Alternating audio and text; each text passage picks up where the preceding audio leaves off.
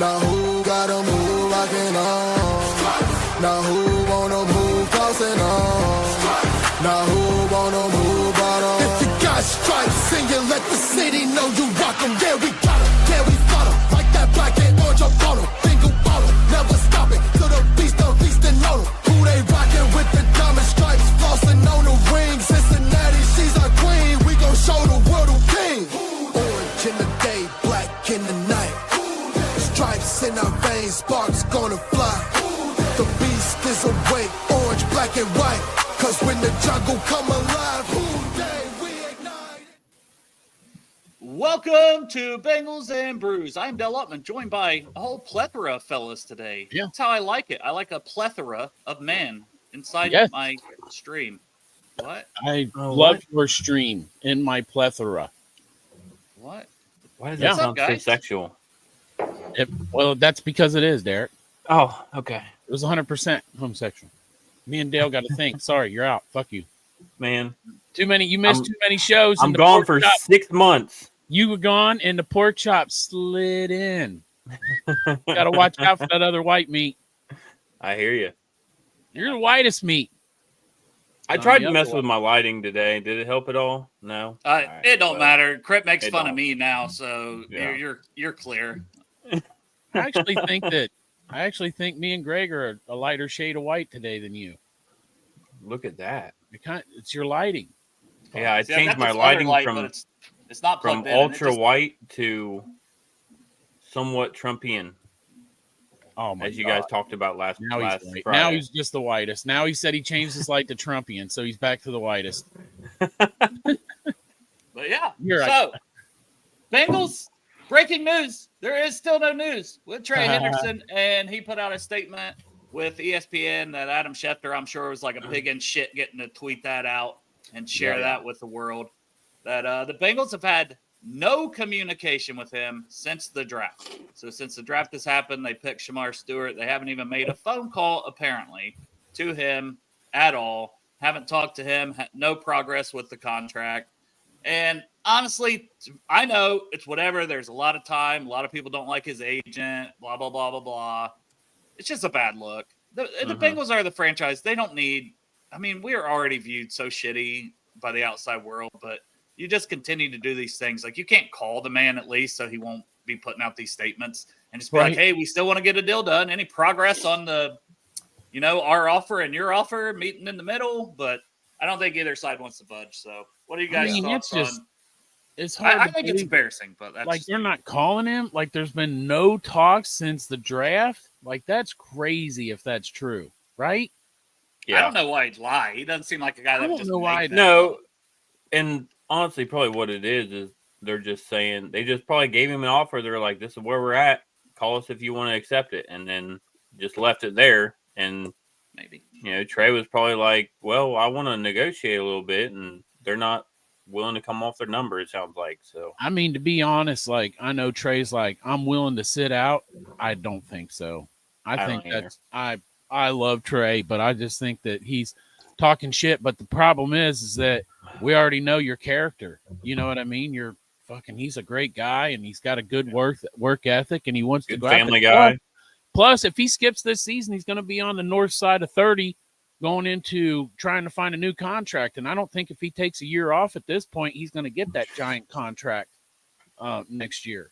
But I feel bad for the guy. But to be honest, I'm so fucking tired of hearing about the Trey Hendrickson shit, man. Just either get it done or quit fucking talking about it. I highly doubt that we go into the season without Trey, but man, I'm tired of hearing about it. Yeah, and I don't know. Who was the last player to play chicken with the Bengals and win? I mean, there's a track record there, and it's kind of sad. I mean, it just no, you know what? It was Jamar and T. To tell you the truth, isn't it? Yeah. Isn't it Jamar? And I mean, he just got the biggest contract by and he wouldn't sign until they signed T. So that there's a little bit of chicken playing going on. Yeah, but I feel like that situation's kind of different because, I mean, there was no way around them not signing Jamal. No, but there was a way around them not signing T, and Jamar held out and waited for T. Yeah, I know. Yeah. We'll see. I mean, halfway chicken. Maybe it's like chicken in the swimming pool. You know what I'm saying? Yeah. Instead of like chicken in cars. I just wish they could come to an agreement on an extension, give him a little more money this year, extend him next year. I know it's easy for me to say, sitting in my garage in Portsmouth, Ohio. But I just think there's got to be a deal out there. 17 and a half sacks. He wants to fill that leadership role on the defense, left behind by Sam Hubbard retiring. And honestly, why not let him? His play speaks for itself. But he's, like you guys said, he's a great person off the field, a great man. So if you just get this deal done, you would think, all right, the vibes are high. The Chase Higgins, no excuses. Like, can we just have that after missing the playoffs for 2 years? That's how I feel about it. Yeah, and if we go into this season without Trey, man, I don't know where this defense is. I thought we improved, with the draft slightly. I mean, the rookies and then TJ, but man, without Trey, I'm not very hopeful on our defense. And if they can get Stewart signed, right? Because I know all those deals are slotted, but I guess they're arguing about guaranteed money, which language just and gets, stuff. Yeah, it just gets him paid sooner instead of getting a check a lot later. He could get part of that deal now, and it just seems like one of those things. Like that's where it's trending. You've seen some of these guys get fully guaranteed contracts that signed already on their rookie deals that were first rounders. You're going to pay the money anyway, so why not just pay it? That's done with. Get him in here at practice. Exactly. That's one thing that the NFLPA, like, they've always looked to negotiate something when the contracts are up.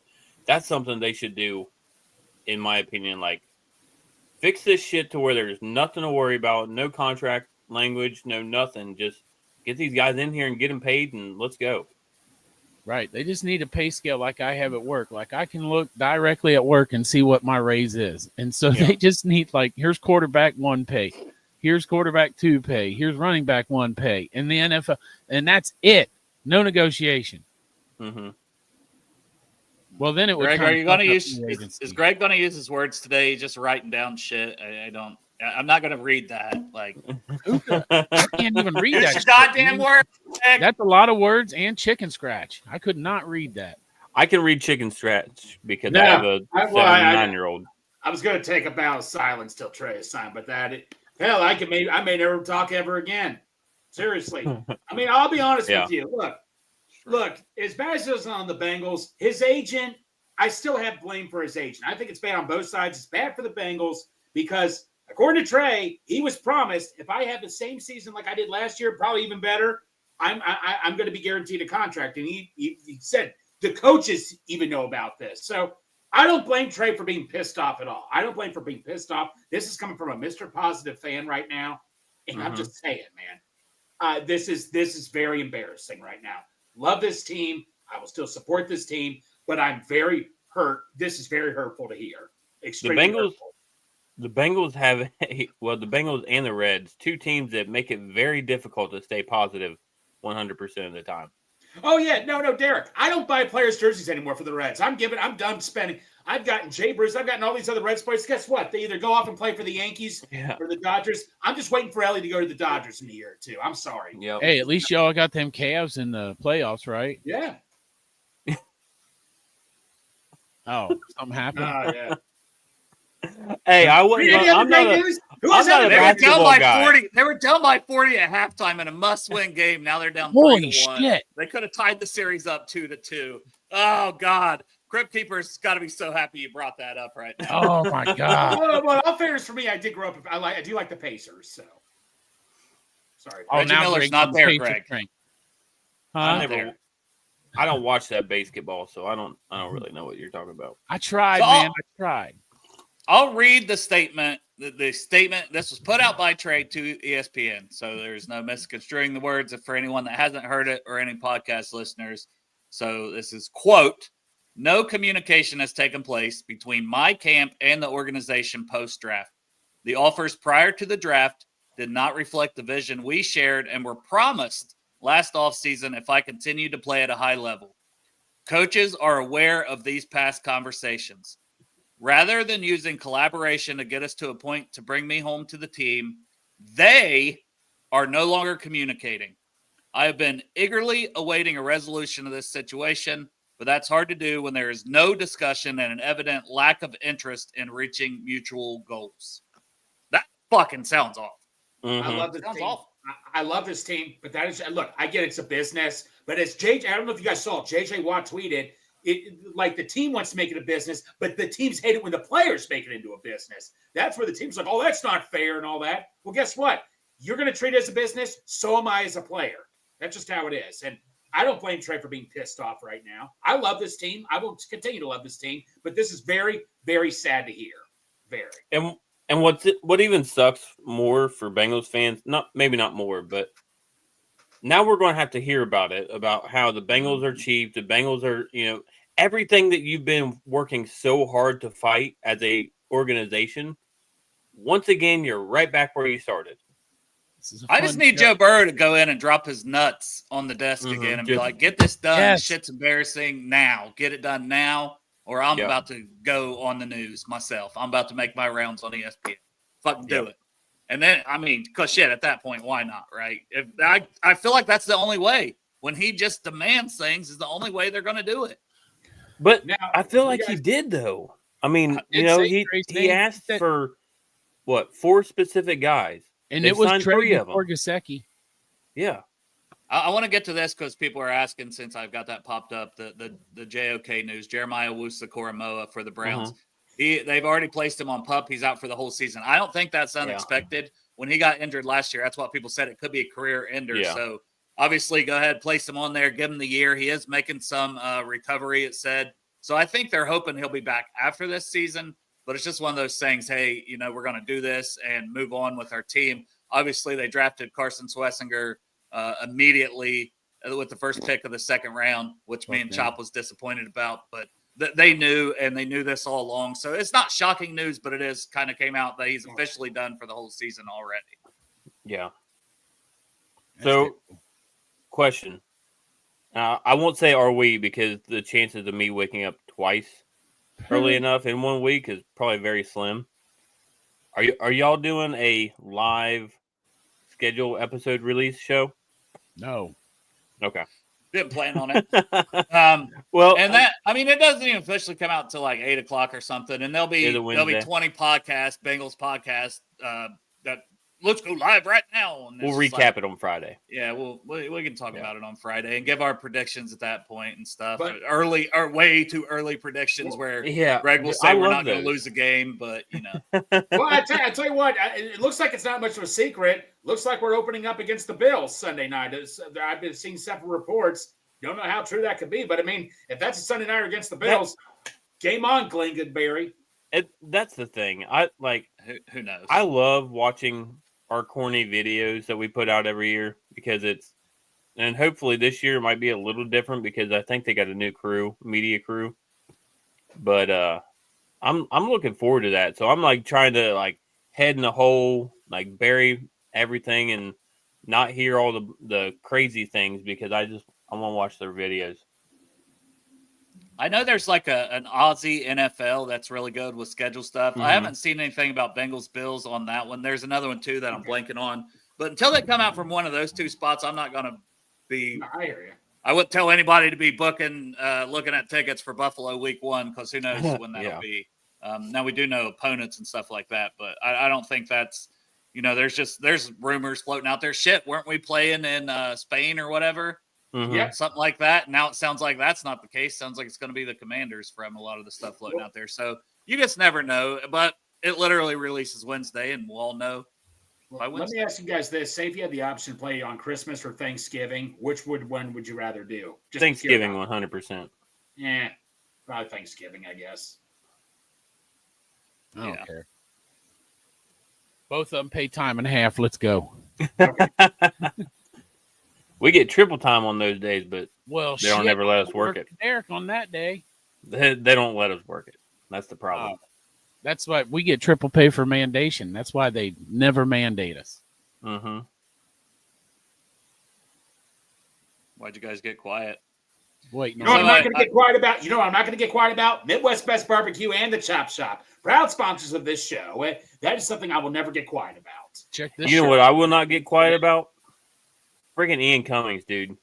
That show y'all had on Friday was insane. Great job. That dude is a Rolodex of draft. Awesome. Him and Dale together, it's like the Ghostbusters crossing streams, man.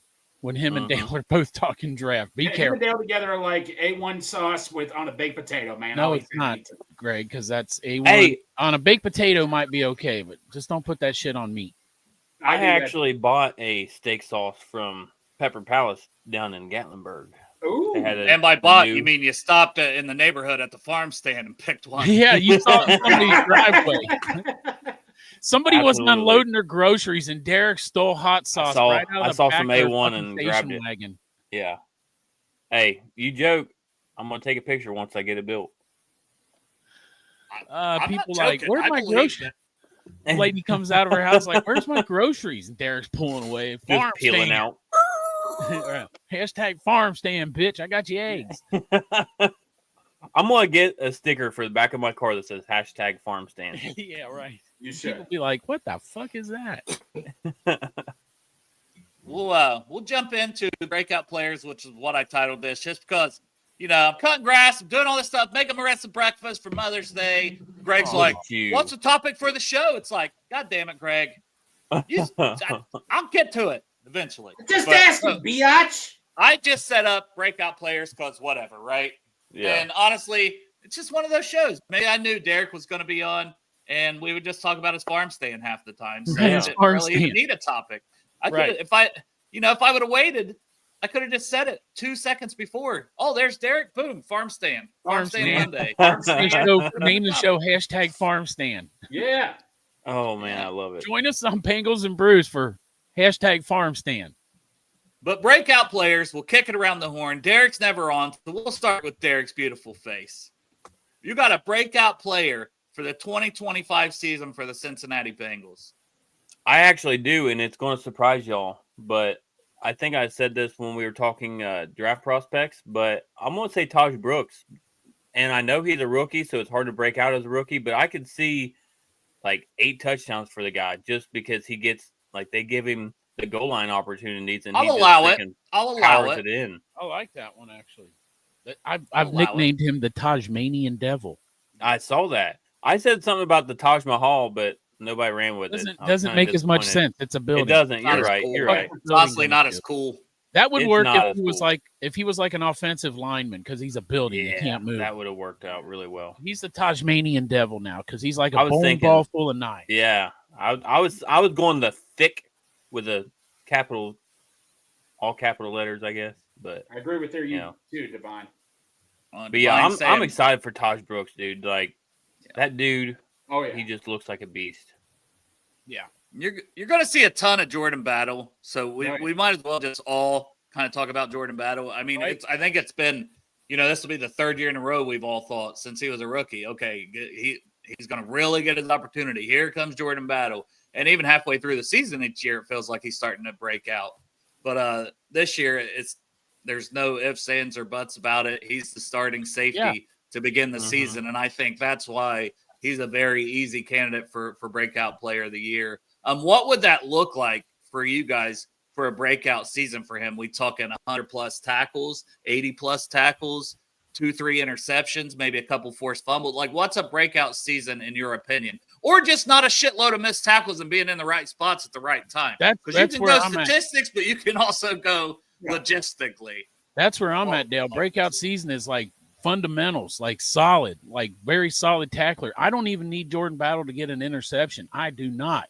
I need him to just be very solid against the run and then, and in coverage when he's asked to do that. So that's all I'm looking for. And you're right.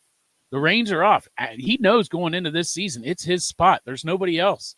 It's him. So I'm happy for him. And this is probably a product of being at our Project Game Day event. Like, if you want to be a starter in the NFL, you probably need to come there and sign some autographs next year. Yes, you do. Take some pictures. Take some pictures of people. Sign some autographs. Eat some barbecue. Yeah. I mean, he liked him some Midwest Best barbecue, and he's been there before, but he was Midwest Best. First time I met him was there, but man, he killed them chicken wings. I was sitting next to him at the event.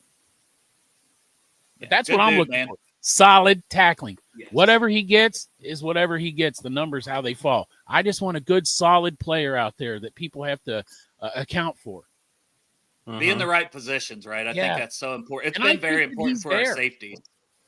Yeah. If he can finish. Oh, that's not what I wanted to do. I went half Greg right there. I was trying to do that. If he can finish in the top 30, if he can finish in the top 30 in PFF safeties, then that's a good season for me. If he can finish, even if it's like at 27, 28 around there, I'll take that. Just like you guys were saying, just give me. You doesn't have to be Derwin James or anything. Just give me someone that's reliable. That's all I care. Yeah. Eric put the farm stand on his picture. Well, I like that. It's a whole fucking shed, Derek.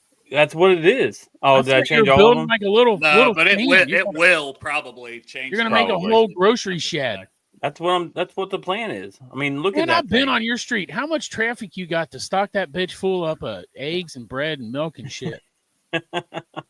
Hey, we're gonna work on something. We'll figure something out. Plus, you got to live in your community to even get into your farm stand. Can the random person just pull up and they go, "Where are you visiting?" You'd be like, "Farm stand." They're like, "Oh, go ahead, grab me some cookies." Well, Derek, you caught me off guard one time I met you somewhere and you were wearing a North Face jacket. I'm a city guy. I've worn North Face my entire life. When I saw you in a North Face jacket, I'm like, whoa, got me off guard. mean, I wear it all. I'm a equal opportunity employer. If you have a shirt that you want me to wear, send it my way.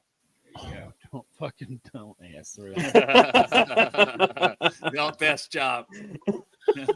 Oh my God! The ideas are rattling in his head now. Oh, I need some pictures.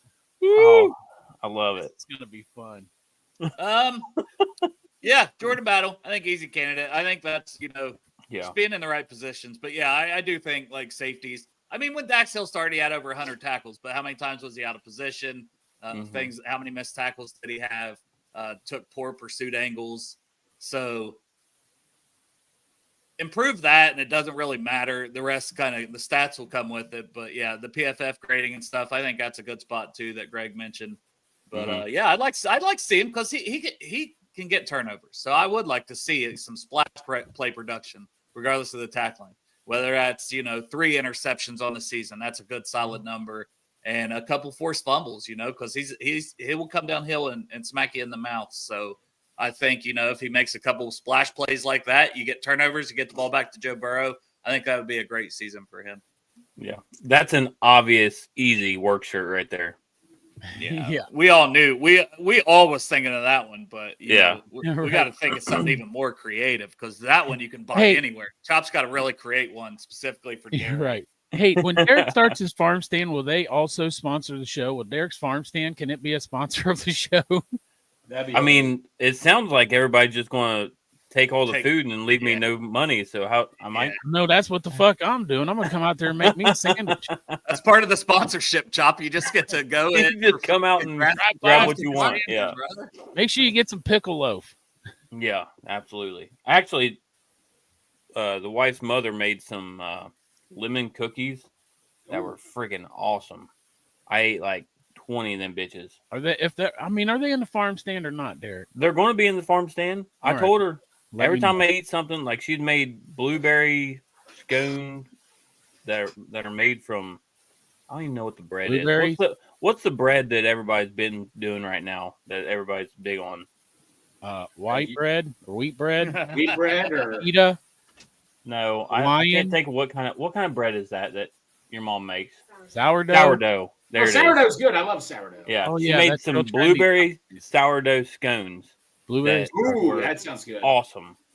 And these are things that we'll be able to find in your farm stand? Blueberry lemon. Good? Yeah. Come on out. Derek, that sounds really good. Quote unquote, buy what you want. Drive fucking 18 hours out there to get me a blueberry sourdough scone.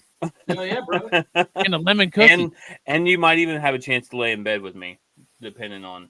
Oh, here we go. Because I'll probably be sleeping, Chop. Well, I mean, that's the selling point right there. In there. Yeah. Got a cute little ass. I got some ass in the freezer, Chop.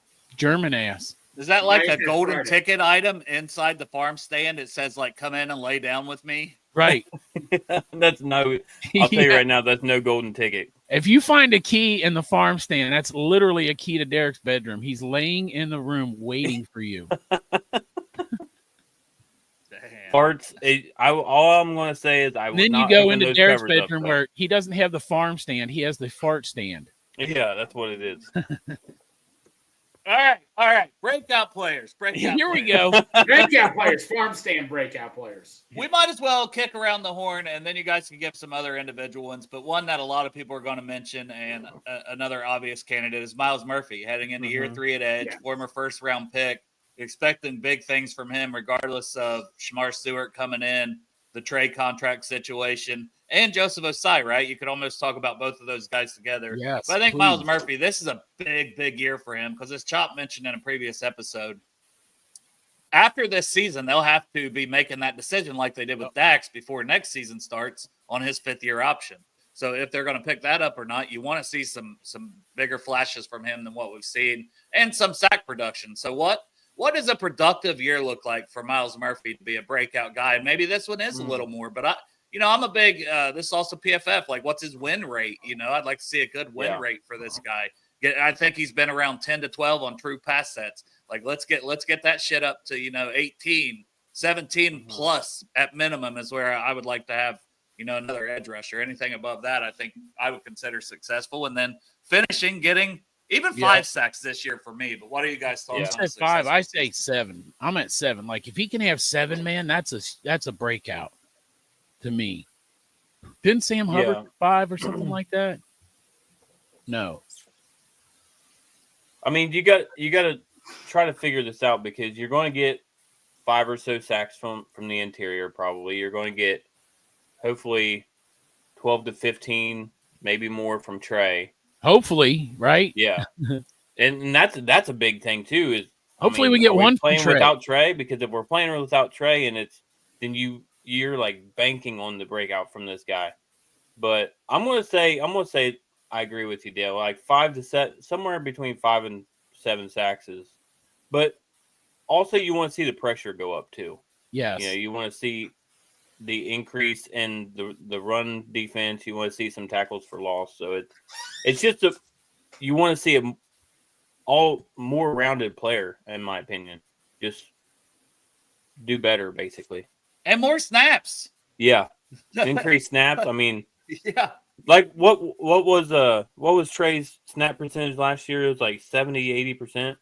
I don't know that he's that high consistently, but yeah, there's games where he's, between the 70 and 80, and you would love to keep him between 60 and 65 every single game and not have to bank on that. What are your thoughts, Greg? Yeah, my thought, well, I don't want to have too many sacks because I got to bet with Santori. Mark's got to get 7 sacks and all that. So, but hey, more sacks the better for everyone. If he can get around that 7 sacks, I'm cool with that. Miles Murphy, that's another one that needs a breakout year. But yeah, Miles Murphy definitely needs to pick it up a notch this year. I mean, last 2 years, but then again, he's not had a bunch of chances. You gotta find a way to give him more chances this year. So if he can get me 7 sacks, then it'd be a no-brainer to pick up his 5th-year option. I mean, who do they got slated on that other side right now? Don't they have Miles Murphy backing up Trey when they show the depth chart? Right? Yeah, that's how it's listed on the depth chart, and then Osai and Stewart would be at the opposite ends. Is how it's listed on the depth chart. If Trey starts, do we think that Osai's on the opposite end? Is he the starter? I mean, either way, Osai or Murphy, it's the same position. Both these guys haven't really had a whole lot of production. Both these guys haven't really been utilized a whole lot.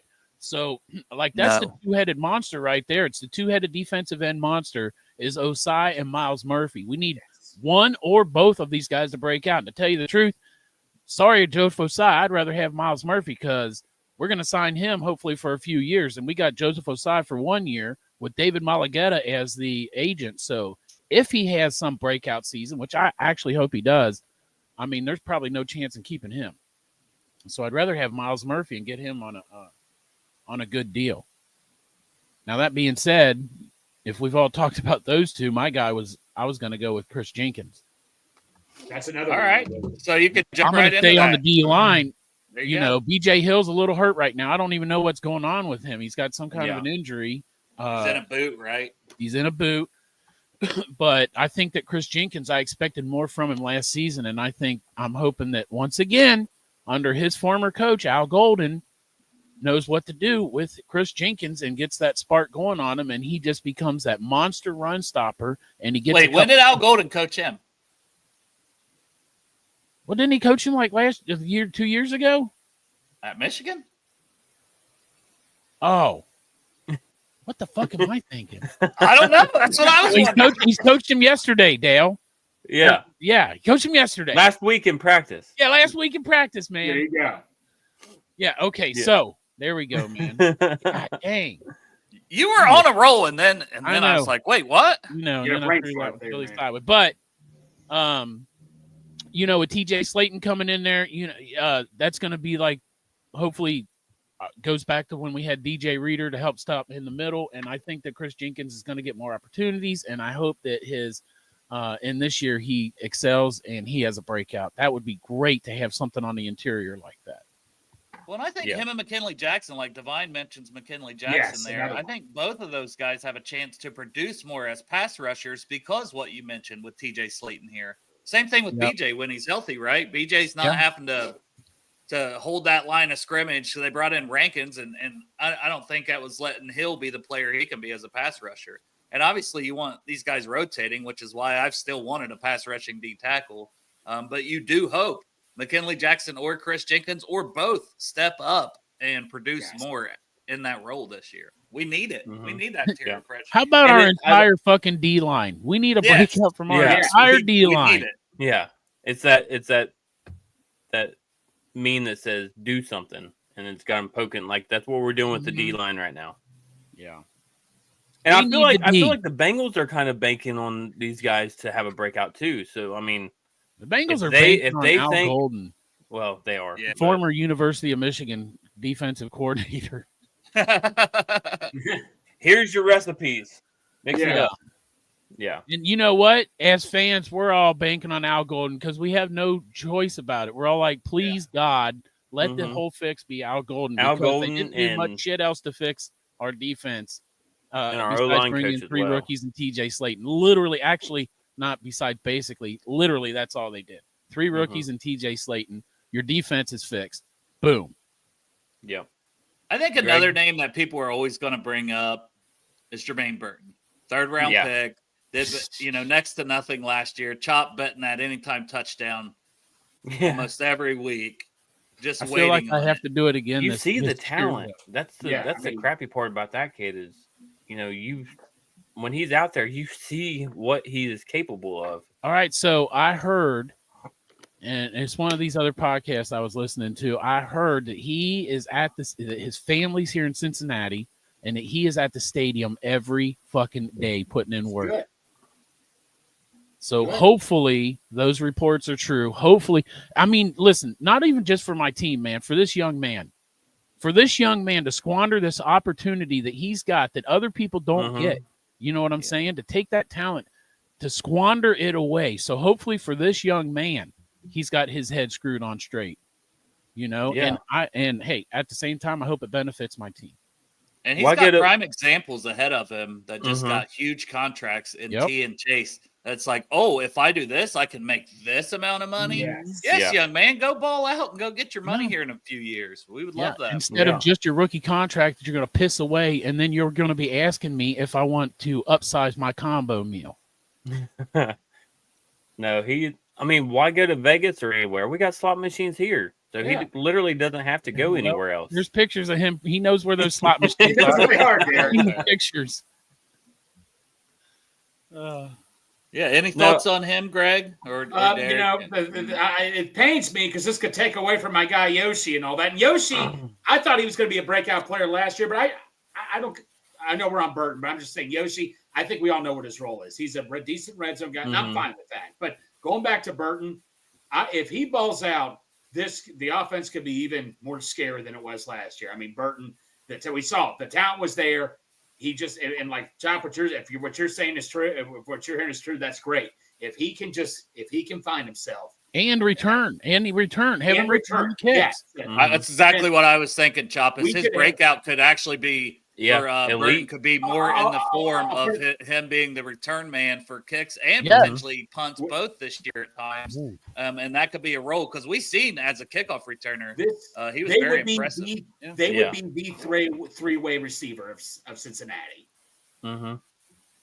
Three-way. Greg loves him a three-way. It's not gay if it's in a three-way. Right. It's true. I'm gonna stay in the room, and I mean he kind of had the same he kind of had a breakout last year, but fantasy wise, am really excited about Chase Brown this year. Oh yeah. I'm looking for him. He has the potential to be a top 5 guy in the league. Oh yeah. Everybody says they worry about the workload.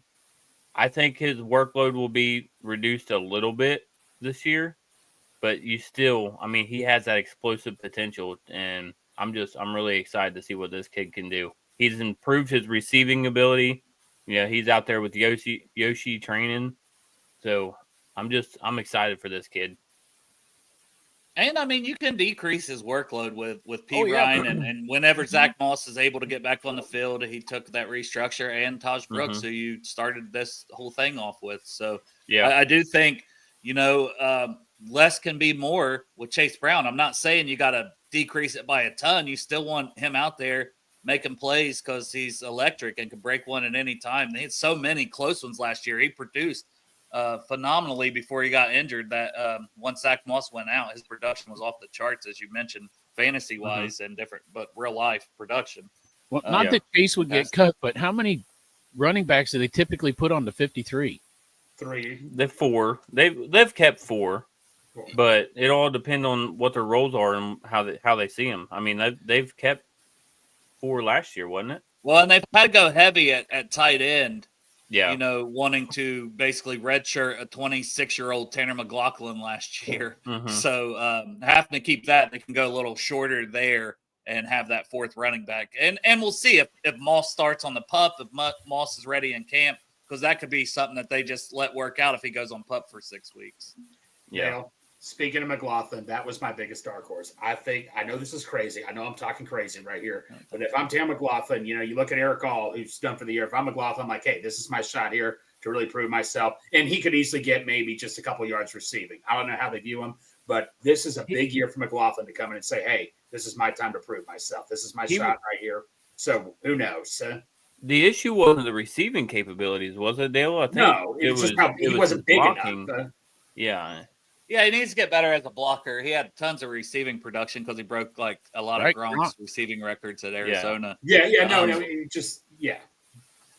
But it could be a possibility. Yeah, the first thing he has to do, but I don't disagree. Like, that's a name I was thinking about too, Greg. But the first thing he has to do is probably beat Tanner Hudson out for a roster spot. And the way to do that is going to be special teams, because Tanner Hudson showed his value on special teams last year. Yes. I think that's something McLaughlin will have to show that to make the initial roster, because you got Sample, you got Cam Grandy. Obviously, Eric All is expected to miss the entire season, and then Gesicki. But guys get injured too, and you need guys at all these spots. So there's a scenario where Gesicki's out a week or two, and it's like, well, Hudson's not on the roster because McLaughlin beat him out. Now, the next thing you know, McLaughlin's in there as your number 1 receiver at the tight end position, playing in some of Gesicki's spots and some of his snaps. So I think if that happens, that's a scenario that you could see. Oh, okay, this guy's getting his opportunity. Oh, Joe Burrow's starting to like what he's seeing with this guy, and then he takes off. That's always possible. So it's definitely a dark horse coming into the season, but I can also see a scenario where we're talking about this guy and he's balling out, because he's got the potential. And I mean, shit, it's now or never. You're 26 years old, brother. Yeah. That's true. Yeah. Well, he's only a year older than Demetrius Knight, though. No, he is actually a year older. Only a year older. Yeah. Let's not make Demetrius Knight older than he is. He's old enough already.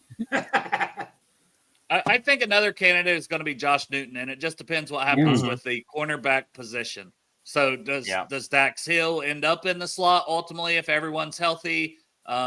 And if not, do they just want to keep him on the outside because they know, well, we got a lot of injuries. CTB had an up and down season last year where we were going to bench him at times. DJ Turner, Dax both coming off of the injuries as well. So it's like, okay, do we want 3 guys for those 2 outside spots? And we've already heard him say that Newton's going to get opportunities in the slot. So if he ends up winning that job, maybe even by default, because they want to keep all 3 of the other guys on the outside and let him be the main slot guy, and they still have Jalen Davis around too that could compete for a spot to back that up if they wanted to go that route. I think there's a scenario where Josh Newton's your starting slot corner, very physical, a guy that could have been, a top 50 pick before his senior season. It wasn't like he played bad. It's just he wasn't as good as he was the year before. but he's got all the traits. And I mean, I remember when we had Duff on last year, Coach Duff. That was one of the guys he pointed out that they just loved him through camp, him and Dejon Anthony. So that's two guys I'd say keep an eye on both of them, but specifically Josh Newton, because it sounds like he's going to have a lot of opportunity to potentially earn a starting job this year in his second season. I feel like Josh Newton is like, was it Kelsey Conway is the one that came out and said that Josh Newton's in the slot and then explained it on, was it here or Jeff's show? Yeah, here. Okay, yeah. And so I believe what she said, and like Dale, you alluded to it right off the bat when you started talking about this. You said if everyone's healthy. So, like, I think that there's a little bit of misdirection right now that Josh Newton is just in the slot, but I think that he's in the slot right now 100% because Dax Hill is still recovering from an injury. Exactly. Yep. Mm-hmm. And that's part of it. Yeah. And so if Dax Hill is healthy going into training camp, that's going to be a competition. But if not, and Josh Newton is in the slot, I hope he excels there. I hope that we found our guy because last year Dax Hill was our best outside cornerback. Small sample size, though. Small sample size, I get it, but he was last year trending to be our top cornerback on the outside. So if you can find a spot for Josh Newton in the middle where he excels, I think that's going to be great. I was listening to a podcast. It was probably Paul Daner and them guys because I don't listen to very many. But around draft time, I try to listen a little more because there's usually some guys on there. But I can't remember who it was talking about, and I need to go look this up on PFF to make sure and confirm it. But they said when we were playing Baltimore, he was playing in the slot. I think it was there was some game that Dax was playing more in the slot because Mike Hilton had an injury and he was playing his best game. Hell, it could have even been the season before. I don't know. But I remember seeing that, and I thought that was very interesting. So that is. I have to look. I don't know if it was last year or the year before, but he was playing in a slot and had his best game. And then I think that maybe is when he got dinged up himself. Might have been that game. Yeah. Game he speaking of small sample sizes. Yeah. But and Hoff the Great says breakout year for D's nuts. Yes. Yeah. For the podcast listeners. I agree. Podcast listeners. Breakout year for D's nuts. Going to be a huge. And a lot of people are saying Tyson Anderson, but I don't know if he'll get the opportunities. I think he's already been a breakout for what he was drafted. Like when he was drafted, that's all you heard about. Plays all four special teams. So and they know what they have in him as special teams, right? And it's like he's not going anywhere. Yeah, he's not going anywhere. They love him as a special teamer. I just don't know how much opportunity he'll get as a safety, but. It's not even a breakout when you're already one of the best special teams guys in the NFL. If that's the role he's doing still and doing it well. Well, and the main thing too is like, as crappy as it is for Tyson Anderson, they don't want to lose that value. Like if something were to happen to him, then they lose him on that special teams role. So why risk it? Why increase his snaps when he is so valuable as a special teamer? Exactly. Yeah. I agree. Everyone wanting to bring up the Cavs, man. I know Ohio Game Talks. Chop brought it up earlier. It's bad. Not only down 3-1, but it's down 40 at halftime. Down 40 at halftime. And now Donovan Mitchell's hurt. Their best player. I mean, you're saying it's a bad year for Ohio, but y'all just won the fucking national championship. Yeah, I know. That's why I got that up. At least sometimes stare at that thing. Like, I mean, it's easy for me to say because I don't watch basketball, and if I did, I certainly, no offense to Ohio, I guess, but I would not pick a fucking team from Cleveland. I can't do it. I cannot. I understand it's the only Ohio team, but I cannot do it. I didn't really. I mean, I had Michael Jordan growing up, and then after that, LeBron. When he came in the league, that's when I really I actually started watching the Cavs the year before. They sucked, but they were fun. They had Darius Miller. And, Dale, Ricky, I got nothing against watching a team that sucks.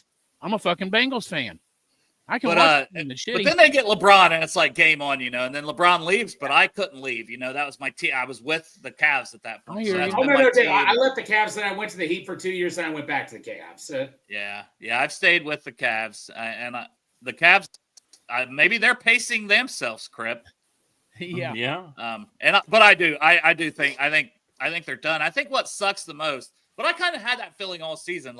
They're the 1 seed. Yeah, they're not hardly losing any games. But it's what will they do in the playoffs? Because they always get injured in the playoffs, and it's just, I don't know, man. You hate to call players soft, but I'm just saying, some of these boys seem a little soft to me at times. And Kenny Atkinson kind of melting as a coach, man. He's just sitting on there as that leads building, just sitting over there. I'm like, bud, get up and yell at the refs. Do something. Shit. Come on now. You're coach of the year. So, just saying. That's my venting about the Cavs. It was an embarrassing loss. They're down 3-1, and they're probably done for. They play tonight? Yeah. No. I don't know if it's the next day, but they never play back-to-back in the playoffs. Oh, okay. It might be 2 days from yesterday, because I think the next game is back. It goes Cleveland, then Indiana, then Cleveland if it would get back there, but I don't see that happening. Yeah, football though. Football. Yeah. Dale, any thought on tomorrow? The game's tomorrow at 7. 7. Any thought on that Saquon Loyal kid, the safety that they? I don't know who that is. I do know Micah Abraham was in the draft guide last year that we picked up on the practice squad, the kid that they cut. So I kind of liked him out of Marshall. And I said Santori probably make a bad joke about it. Santori went to Marshall, but I said Marshall player goes down in flames. That's Santori's joke that he was probably thinking of. Not me. Too soon. That's not funny, Chris. Stop. It's not. That's Santori's joke.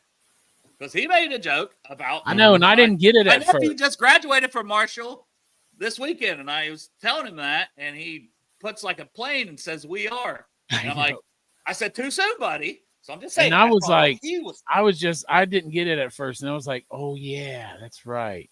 He coached for Michigan."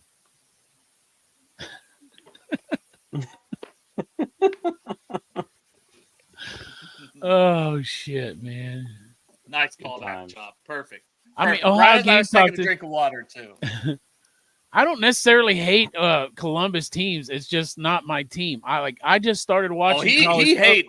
He hates the Columbus Crew, which is my team. Oh yeah. Fuck them, man. Cincinnati, we're here for you.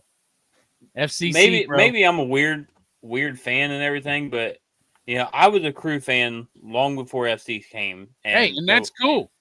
And also, I'm 2 hours away from everything. Not Cleveland, but still.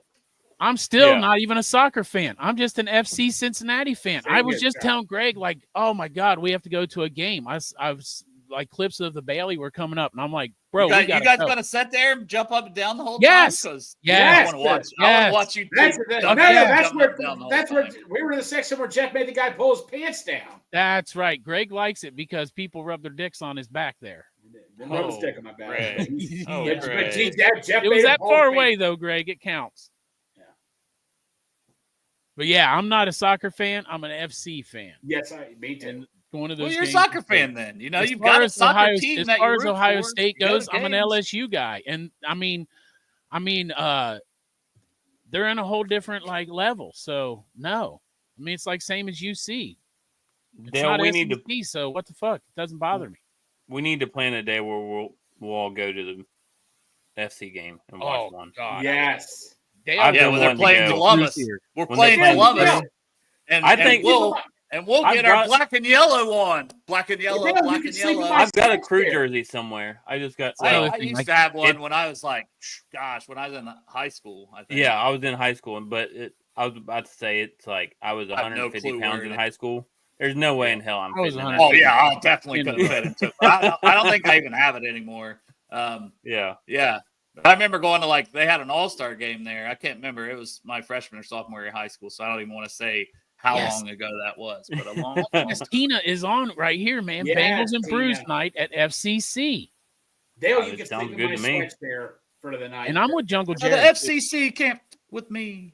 I can't do black and yellow, Jungle Jerry. I'm with you. Like the team colors are that, I'm out. No way. I understand. I get it. Mm-hmm. It's just I've been a Crew fan for a long time, and once I'm a fan, I don't just bandwagon jump. Now, when I was younger, my God, that's all I did, man. I didn't really have a team, so I was literally like, well, you were a soccer superstar.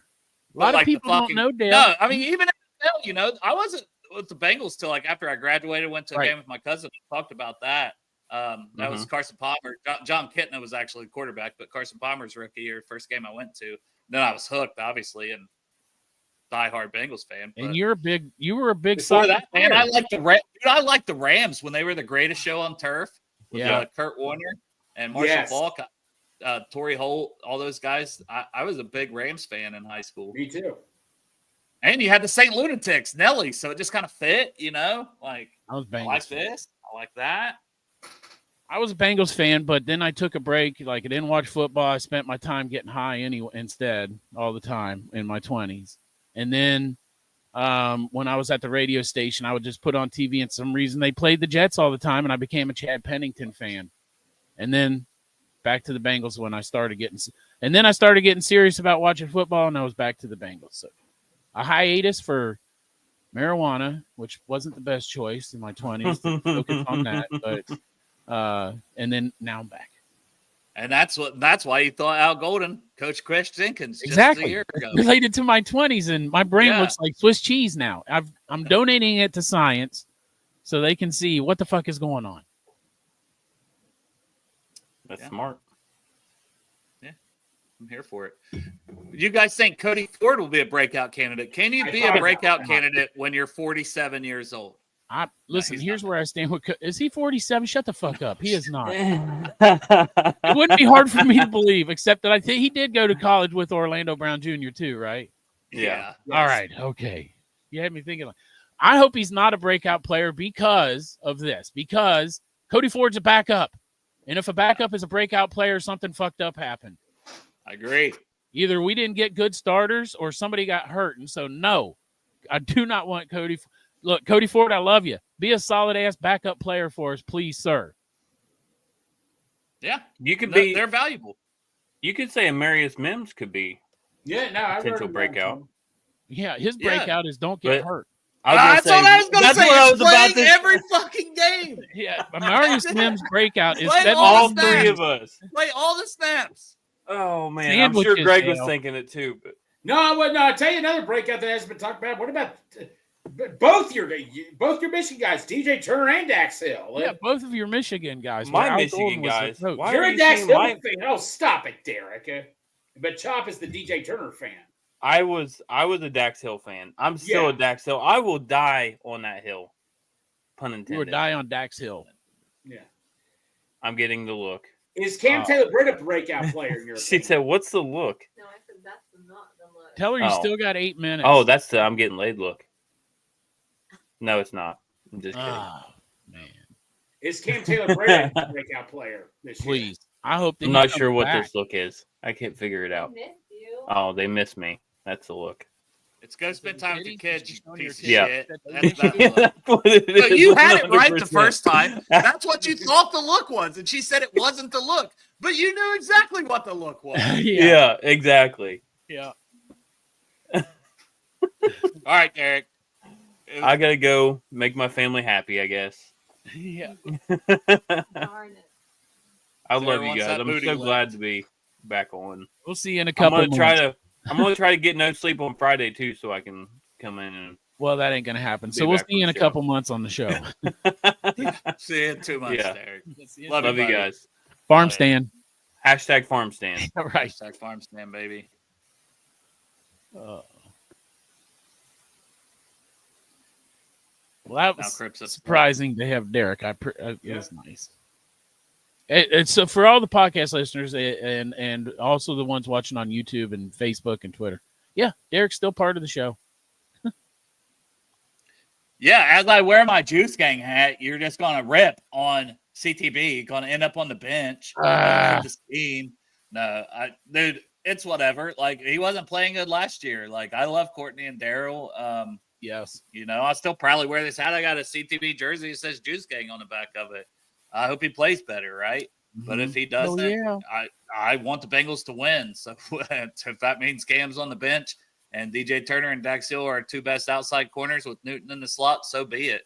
As long as we win a damn Super Bowl. If you look at Grok or whatever that stuff is, says we're winning the Super Bowl this year. Yeah, that's right. But and then there's like 40 years where we don't win one. That's okay. I don't give a shit. It was Give me the one. 2065 or 2067 is the next time, and I'm Someone fine else can with get it. that one.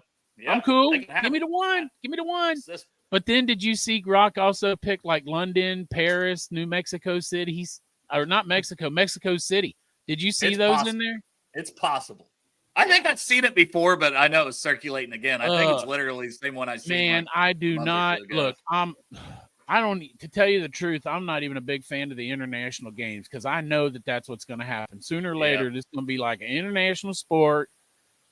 I don't agree with it. I think it's like they can have baseball's not fucking international. Own. Exactly. Have your own. And leagues. they got do your own shit, man. Have your fucking Euro League back. Like, why do I have to go to fucking no offense? Why do I have to go to London to watch my team play on an away game or something? It's horse shit. And ticket prices ain't going to get no cheaper when now teams got to fly across fucking the entire world to go back and forth. True. And talk about like teams like getting there and getting ready and not being, the time change and all that shit.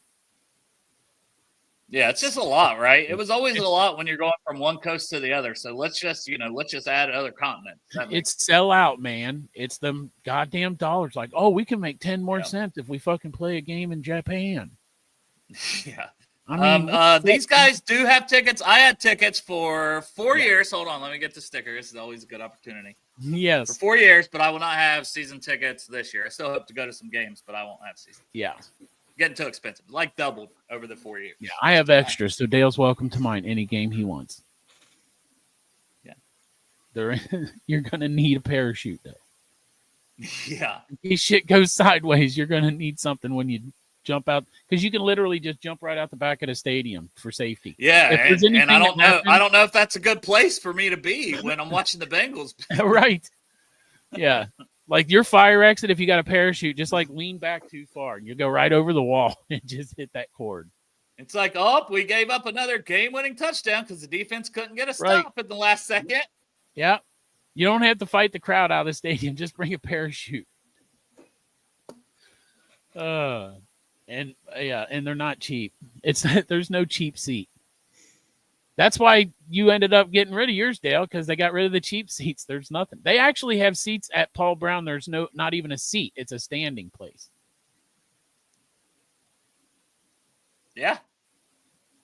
Hey, it's fun. It's not Paul it's Brown fun. anymore. It's great, and it's I'll miss the people the most, and tailgates and all the seeing you guys all the time. Not Greg, but you, Chop. Right. I miss seeing you during the games, but I wish Greg would have gave up his tickets instead of you, Dale. Yeah, I know. If life was fair, right? No, but it's all right. He's back. Oh, he's there. Oh, never mind, know Greg. You were there. We thought you were getting a snack. I didn't see he came back. Boy, I'm sure glad Greg's going to all the games with me at least. I don't think this is a dumb question, and it's honestly Ohio Game Talks for podcast listeners. I have a question. Sorry if it sounds dumb. It doesn't. Do you think the Bengals care about winning, or they're just not good at it, or they don't care and they make moves for the sake of? I think they care. I definitely think Mike Brown cared, but I just think it's saying they want to win their own way. They want to win. They're a bunch of lawyers, right? Right. So they want their contracts structured the way they want them structured, and they just don't keep up with the modern game. They want their small scouting because they want their say on who they draft. They want all the wins, but they care to the extent of it has to be our way if we're going to win, and then I guess we don't care if we have to change too much. They want to win, but they want to win everything. They want to win every contract negotiation, everything. And so that is what the stumbling block is. Like, you can't win every negotiation. Some of these players, you just have to pay. Like, I feel like they did not win the whole Joe Burrow, Jamar Chase, and T. Higgins thing. I don't think the Bengals won that. I mean, they won because they got those three players locked up. But monetarily, do you think that's what the Bengals exactly wanted? No. So, and you see what that did for this team. So you can't win every time. I don't know what the stumbling block is, but it's sad. Like, they're stubborn. They're stubborn. We all know they're just. It's not stubborn. A stupid question because it's been rumored that Mike Brown is like, he gets that TV revenue money and he makes money every year. So what the fuck does he care? about winning. I mean, I've heard that before, and I've defended that one with Mike Brown and said, come on, the old man wants to win. He doesn't want his legacy. If he dies, his legacy right now is not great. You know, he owned the Bengals. That's it.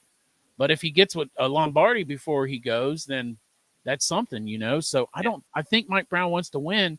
I just think that they're too fucking boneheaded to get out of their own goddamn way and let the shit happen. They do suck at it. They're too boneheaded to get out of their own way and hire a GM and let them do. Like, even if it's just Duke for a couple years, but if Duke is sucking, you actually fire him because he's the GM. Although you can't treat that person like a member of your family, because if he's not getting the job done, it's time to move on. You've got to change. You've got to have sometimes you just need a new voice. You need new leadership. You need a new person in the draft room. You need new scouts. You need more scouts.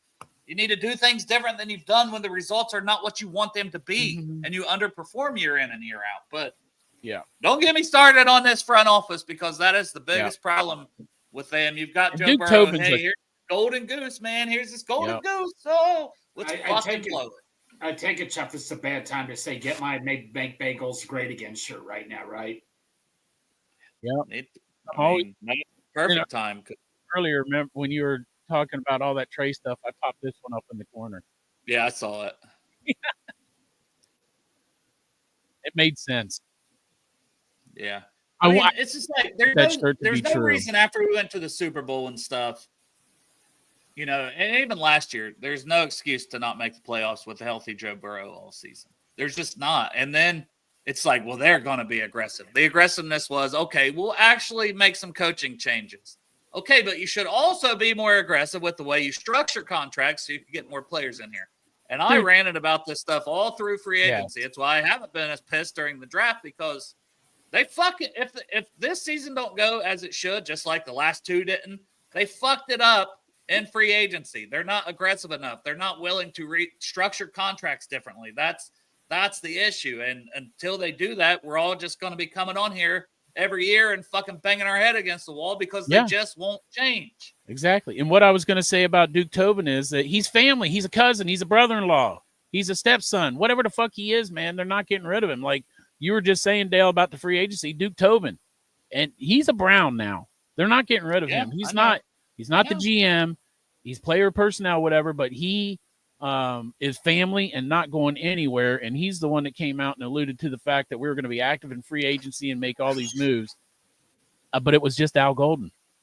That's it. And TJ Slayton. That's Lucas Patrick. Look, they're banking on a guy who some seasons has had like a 30 grade for PFF they got a good solid backup right guard to come in and compete for starting right guard. No, he'll probably win the starting job. He'll probably win the starting. That backup will probably, if you're tired of being a backup, come here, because we've got nothing but backups for you to compete against. Yeah. So, I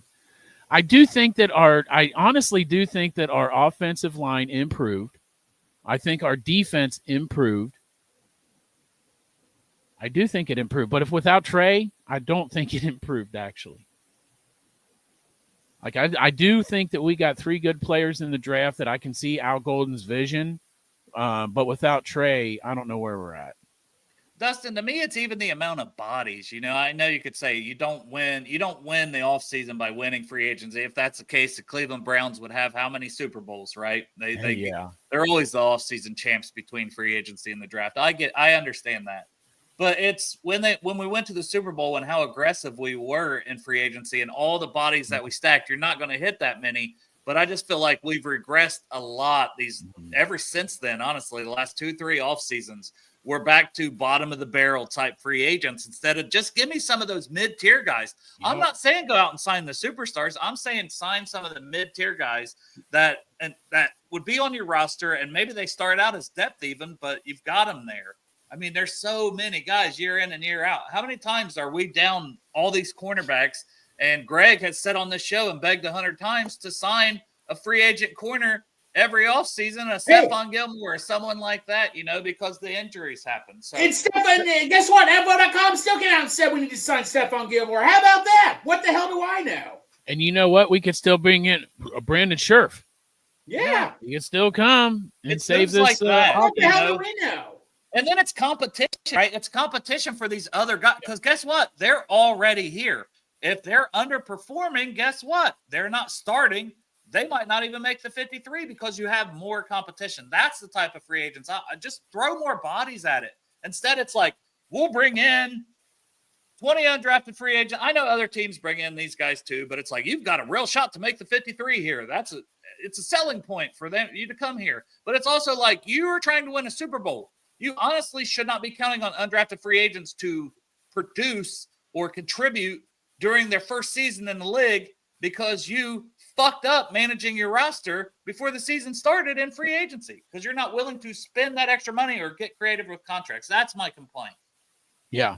And Elephant says that he heard that Willie on Twitter was saying that the linebacker group is the only one that improved, but I don't agree with that at all. I think that our linebacker group improved. I think that our defensive line improved with Shamar Stewart and TJ Hawkinson. And I think that our offensive line improved with Dylan Fairchild and even with Lucas Peters, because you can't fuck anybody you could put Greg in there and he's an upgrade from Alex Kappa.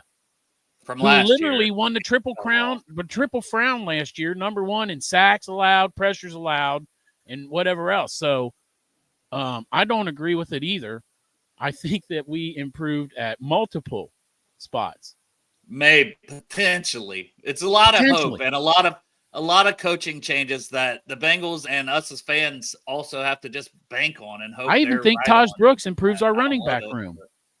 Because of that 1 yard shit, man. You got a guy in there that can fall forward for that 1 yard when it's 3rd and 1.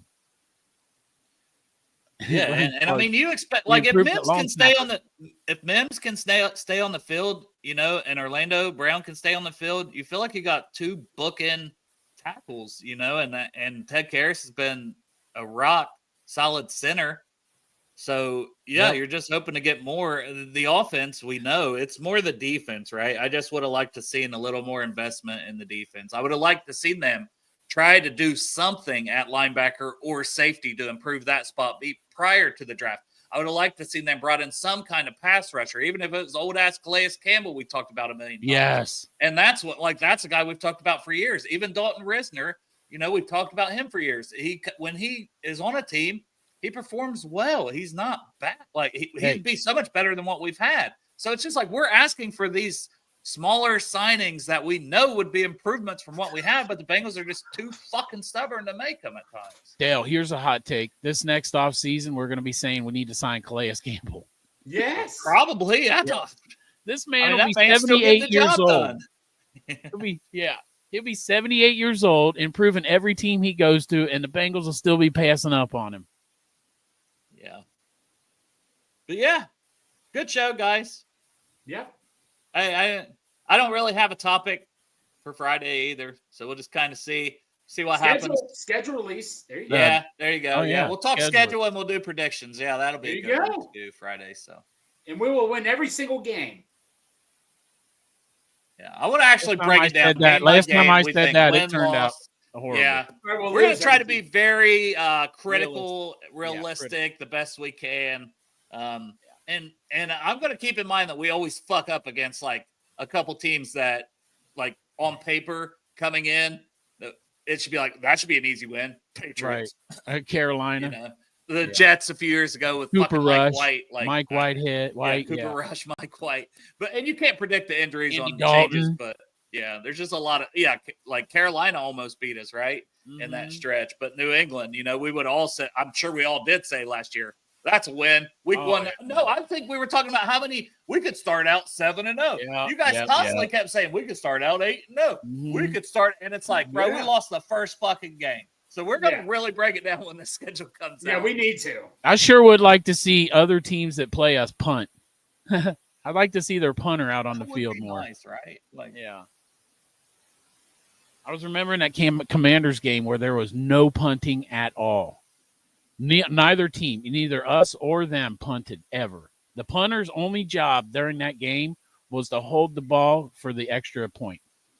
Yeah, it's just crazy, man. And there was a couple games pretty much like that where teams punted once, maybe, you know, and it's like, oh man, you just can't win football games like that. Defense has to improve. So Al Golden, baby, we are banking on you. You're the man. We are banking on you so much, brother. You're our golden ticket. He is our golden ticket, pun intended. Yes, sir. Golden ticket to the Super Bowl, hopefully. Yep. He's our golden eye. But yeah, go get you some Midwest Best Barbecue and order you a shirt from the Chop Shop. Get this one, man. It's badass. Midwest Best is not open till Wednesdays, just so you know. Hey, whether the guy has a breakout year or not. On Wednesday, then. Whether Demetrius Knight has a breakout year or whatever as a rookie, the shirt is fucking elite, man. Yeah, look at that shirt. I really like it. Yeah, and I got a size smaller and it fits. Oh, look at you, big sexy. Oh. $5 super chat. Dustin knew we were leaving. He wanted us to talk a little longer. He said, "You know what? He's right about the happy feet. Go ahead." True serum coming. We're going to start slow again because Burrow starts slow. He has to get rid of the happy feet early in the year and get it going. And how much of that is because of injuries? I don't disagree. It's definitely been a reoccurring thing, but he's been injured and missed a lot of time in camp. So could we get him to? I feel like healthy. I think that would help. I think his happy feet last year were because of that horrible injury that he had, but I felt like he really started to reel it in like before halfway through the season. Yeah, I mean, we talked about that a lot. We just need him to stay healthy, I think, and then I would feel a lot better about him getting off to a better start. But let's see what happens in preseason. Yeah. If they do one fucking drive or two drives again this preseason, then I mean we can expect the same thing. I mean, let him play. Let him play a quarter. Hopefully, it's scary because you don't want him to get injured. But it's also like if this is what it's going to take to get off to a faster start. I mean, fuck. I feel like one of the best coaches in the NFL is Andy Reid, if not the best coach in the NFL, and he plays his fucking starters in preseason. Yeah, I agree. I hadn't heard this one from Tony. He says, "I'm hearing that Tyreek Hill going to the Ravens." I haven't heard that, but yeah, I won't be surprised if he's not a Dolphin. So. No, I'm done for the day. I'm done. He's cashed out. Sorry, Sindustry. Sorry, Crip. He'll have to make up for it on Friday. Right. He'll owe you. He'll do Tell one. Him, Greg. Tell him you'll owe them on Friday. Yeah. I don't know if I'll be on Friday, but we'll see. Oh, Jesus Christ. Just kidding.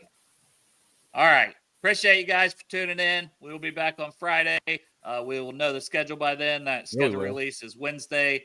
I think the show's usually like 7 or 8 on ESPN and those shows, but you'll start seeing that stuff all day on Wednesday.